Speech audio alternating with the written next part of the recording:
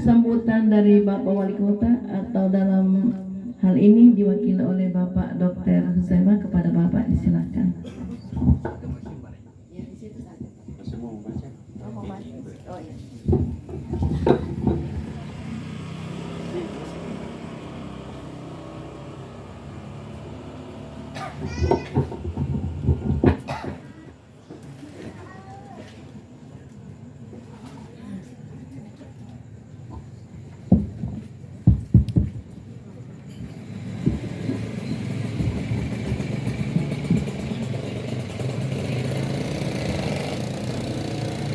Sebelum saya membacakan sambutan tertulis Bapak Wali Kota Palu, izinkan saya menyampaikan salam hangat, salam hormat dan permohonan maaf dari Bapak Wali Kota Palu yang malam ini juga ada acara di daerah-daerah dan banyak lagi tempat, makanya kita disebar.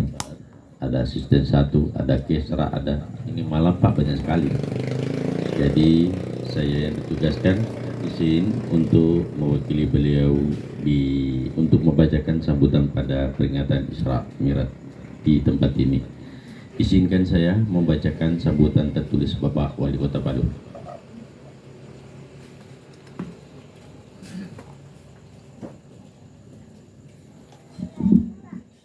Bismillahirrahmanirrahim. Assalamualaikum warahmatullahi wabarakatuh. Alhamdulillahirabbil alamin. Wassalatu wassalamu ala asrafil anbiya'i wal mursalin Sayyidina Muhammad wa ala alihi wa sahbihi ajma'in. Amma ba'd. Yang terhormat pembawa hikmah Isra Mi'raj Nabi besar Muhammad sallallahu alaihi wasallam. Dan saya hormati Ketua Panitia, sekaligus Ketua RW, sekaligus Ketua Forum, sekaligus segala lain sebagainya. Dan para Ketua RW dan Ketua RT yang sempat hadir, Ibu Ketua Dasawisma yang saya hormati, Majelis Taklim, para hadirin dan hadirat yang sama-sama dimuliakan oleh Allah Subhanahu wa Ta'ala.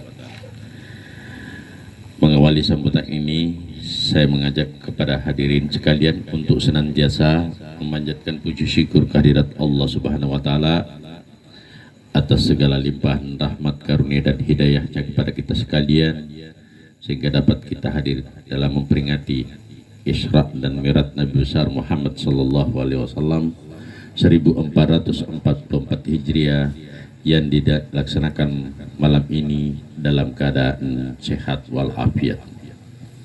Salawat dan salam semoga senantiasa dicurahkan kepada junjungan kita baginda Nabiullah Muhammad sallallahu alaihi wasallam beserta keluarga dan para sahabatnya serta kaum muslimin semuanya hingga akhir zaman. Amin ya rabbal alamin.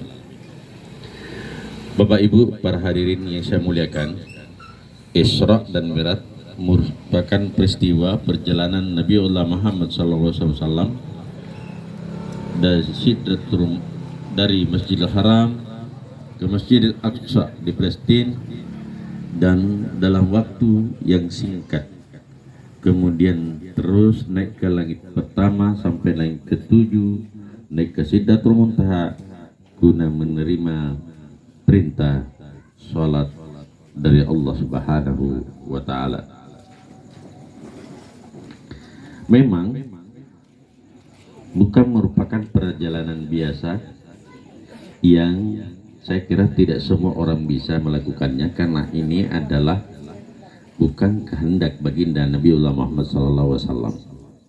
Banyak terjadi pertentangan tentang hal ini, seperti surah yang dibacakan tadi oleh Qari'ah, Subhanallazi asra bi abdi.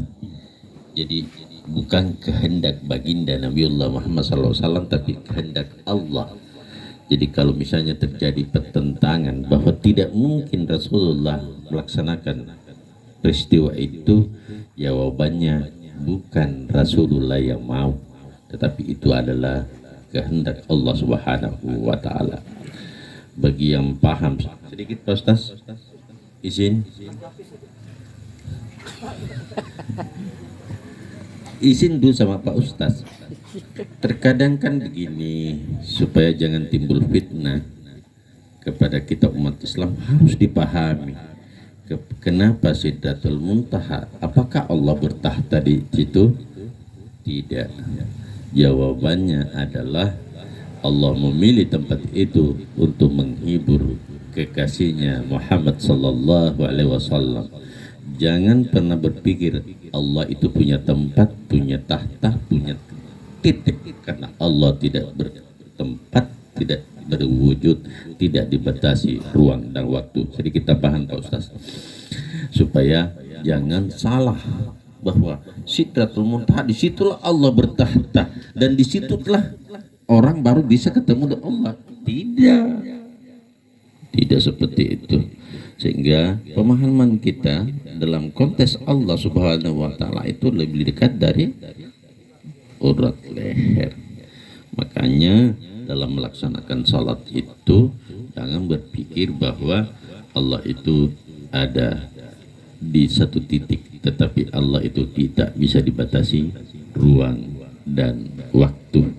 Dimanapun kita hadapkan wajah kita, di situ adalah wajah Allah. Maaf sekali lagi Ustaz, meskipun dengan kekuatan ilmu pengetahuan sekarang ini dan teknologi yang canggih sekalipun,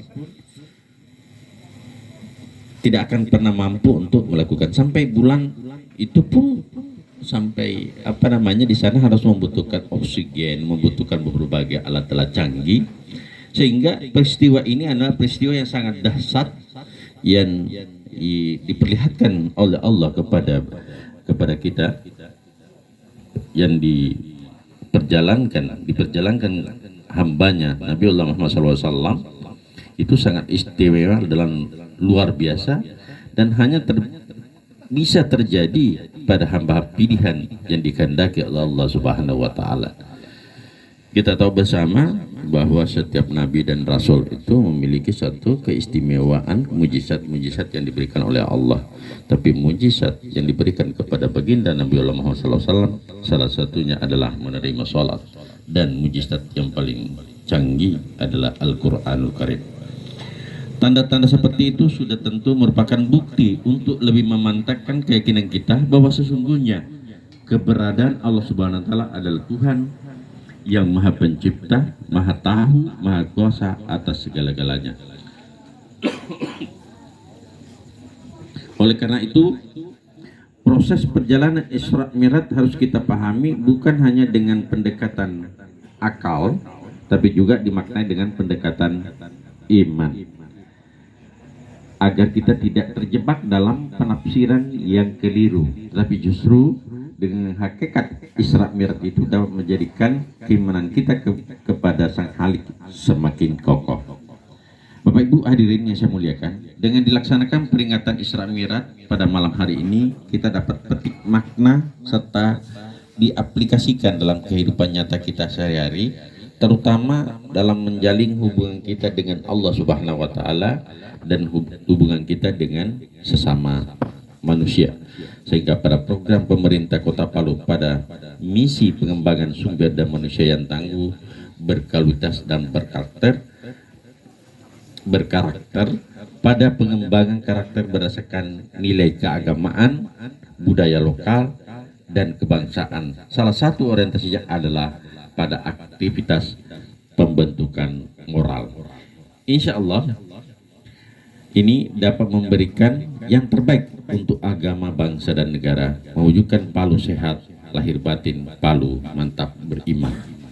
Oleh karena itu, momentum peringatan hari-hari besar keagamaan semacam ini harus terus dilaksanakan, karena merupakan upaya yang tepat dan tuntun yang sangat diperlukan pada saat ini dalam rangka mendidik dan membina dengan nilai-nilai Islam dan iman, sehingga generasi muda di negeri ini mempunyai kekuatan untuk meninggalkan perbuatan-perbuatan yang dilarang oleh agama.